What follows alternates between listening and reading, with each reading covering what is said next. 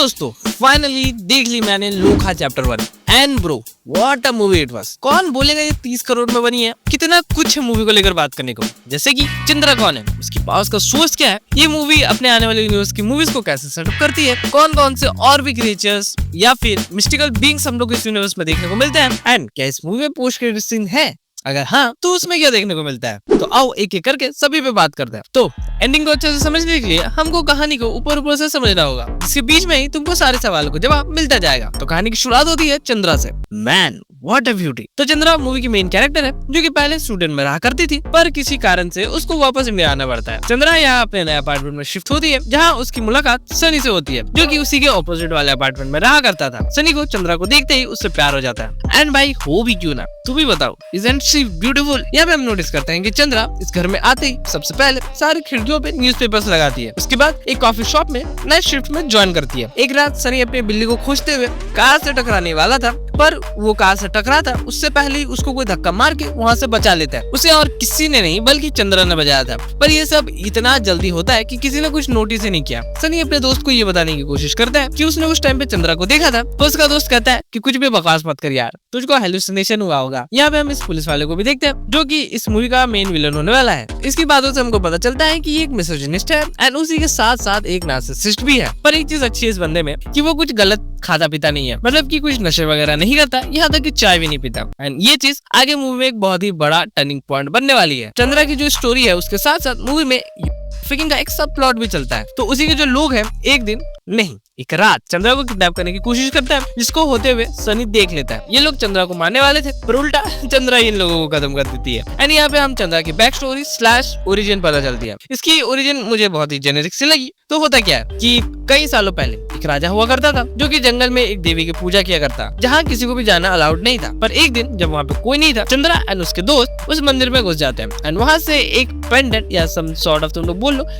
घुंघरू उठा लेती है वो एंड अपने देवी के पैरों में बांध देती है, जिसकी खबर जब राजा को चलती है तब वो पहले तो उस मंदिर को जला देता है। उसके बाद चंद्रा एंड उसके पूरे परिवार को मारने का ऑर्डर देता है। चंद्रा, इसका नाम पहले नीली था, वो और उसके माँ बाप एक गुफा में छुपे हुए थे, जहाँ पे गुफा के अंदर एक ऐसा कोना भी था जिसके बारे में किसी को कुछ खबर नहीं थी। पर नीली वहाँ पे जाती है, वहाँ पे उसे एक बैट काट लेता है। नीली यहाँ पे बेहोश हो जाती है, पर जब उसे होश आता है उसके अंदर कुछ बदलाव आना शुरू हो गए थे। उसकी आंखों के सामने जब उसकी माँ को मार दिया जाता है, वो बहुत गुस्से में आ जाती है एंड सभी लोगों को मार डालती है एंड वहां से भाग जाती है। उसके बाद वो लोगों से छुपने लगती है एंड एक जगह से दूसरी जगह भागने लगती है। धीरे धीरे समय गुजरता है, वो बड़े हो जाती है एंड जो जंगल के लोग हैं उसको भगवान मानने लगते हैं। जंगल के लोगों के अलावा जितने भी बाकी लोग थे वो चंद्रा को यक्षिणी स्लैश वेम्पायर मानने लगता है। सनी को जब चंद्रा की असलियत पता चलती है, वो भी हो जाता है। चंद्रा यहाँ सनी को दो ऑप्शन देती है, या तो सनी उसकी मदद करे लाशों को ठिकाने लगाने में, या फिर दूसरा ऑप्शन तुम लोग समझ ही जाओ। इस इंसिडेंट को इन्वेस्टिगेट करने के लिए यही पुलिस वाला आता है, जिसको चंद्रा पे शक हो जाता है, क्योंकि वहाँ पे उसको चंद्रा का एक आई कांटेक्ट लेंस मिल चुका था। वो चंद्रा का पीछा करते हुए उसके घर तक आ जाता है, जहाँ पे चंद्रा भी आ जाती है एंड इन दोनों के बीच में फाइट होती है। चंद्रा यहाँ पे इस पुलिस वाले को काट लेती है एंड उसको खत्म करने वाली थी, लेकिन इसके बीच में सनी को गोली लग जाती है,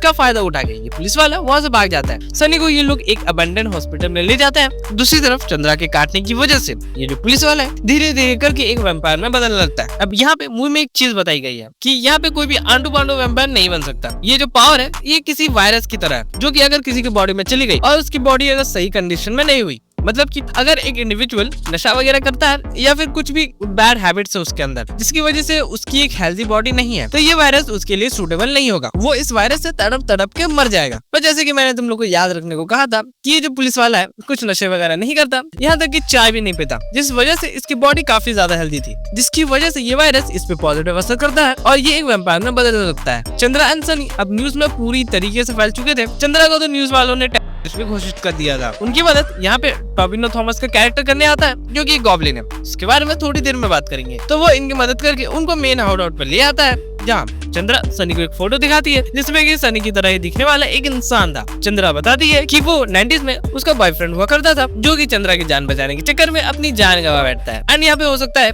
कि सनी उसी का रीइंकार्नेशन हो, इसीलिए जब चंद्रा उसको पहली बार मिलते हैं वो थोड़ी सी शॉक लगती है। वहाँ पे गरुड़ फोर्स के लोग आ जाते हैं, जो कि चंद्रा पे अटैक करते हैं, जिसकी वजह से एक गोली चंद्रा के दिल पे लग जाती है, जिसकी वजह से चंद्रा वहीं पे मर जाती है। यहाँ पे अगेन एक चीज है कि इस यूनिवर्स के जो वैम्पायर्स हैं वो कभी मर नहीं सकते, ठीक है, वो इमॉर्टल बीइंग्स हैं, उनको बस कंटेन किया जा सकता है। सनी यहाँ पे चंद्रा को एक ब्लड का पैकेट देता है जिसकी मदद से वो वापस से ठीक हो जाती है एंड सभी गरुड़ फोर्स के लोगों को हरा देती है। तभी वहाँ पे ये पुलिस वाला आ जाता है जो कि अब पूरी तरीके से एक वैम्पायर में बदल चुका है। चंद्रा एंड इसके बीच में फाइट होती है जिसमें कि चंद्रा स्टार्टिंग में स्ट्रगल करती है पर एट द एंड उसके दिल में एक डैगर घुसा के उसको खत्म कर देती है। अगेन वो मरा नहीं है, वो बस सम सॉर्ट ऑफ कोमा के स्टेज में चला गया। इसकी बॉडी को एक ताबूत में बंद कर दिया जाता है एंड हम लोग देख सकते हैं यहाँ पे और भी सेम इसी तरीके से बहुत सारे और भी कॉफिन्स हैं, जिसका मतलब ये है कि यहाँ पे और भी ऐसे वैम्पायर्स होंगे या फिर अदर मिस्टिकल बीइंग्स होंगे जिनको की कैद करके रखा गया है। चंद्रा यहाँ पे सनी को कहती है कि उसे यहाँ पे कुछ काम है, उसके बाद वो यहाँ से चली जाएगी। सनी यहाँ पे चंद्रा से कुछ कहने की कोशिश करता है पर वो कह नहीं पाता